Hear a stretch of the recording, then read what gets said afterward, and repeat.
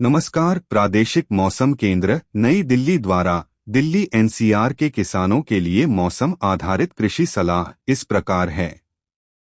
दिल्ली में 19 मई को आसमान मुख्यतः साफ रहेगा। कई स्थानों पर लू की स्थिति बनी रहेगी। तेज सतही हवाएं लगातार चलेंगी। कभी कभी इनकी गति 15 से 25 किमी प्रति घंटा तक पहुंच जाएगी। दिन के दौरान हवा के झोंके 35 किलोमीटर प्रति घंटा तक भी पहुंच सकते हैं। 20 मई को आसमान मुख्यतः साफ रहेगा।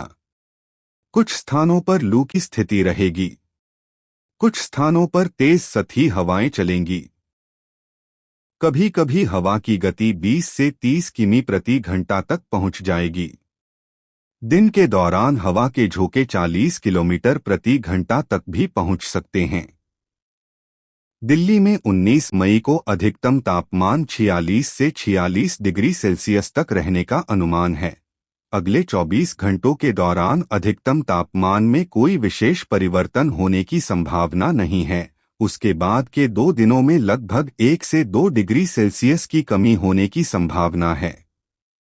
मौसम के पूर्वानुमान को देखते हुए किसानों को सलाह दी जाती है कि आने वाले दिनों में लू, गर्म हवा की संभावना को ध्यान में रखते हुए सब्जियों की नर्सरी, जायद फसलों तथा फलों के बगीचों में हल्की सिंचाई नियमित अंतराल पर करें।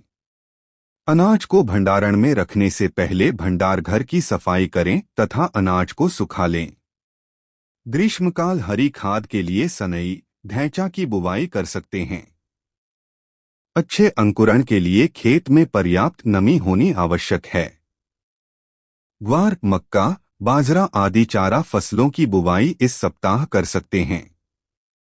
बुवाई के समय खेत में पर्याप्त नमी होनी आवश्यक है। किसान अरहर और कपास की बुवाई के लिए खेतों को तैयार करें तथा बीज किसी प्रमाणित स्रोत से ही खरीदें। तापमान को देखते हुए किसान तैयार सब्जियों की तुड़ाई सुबह या शाम को करें तथा इसके बाद इसे छायादार स्थान में रखें।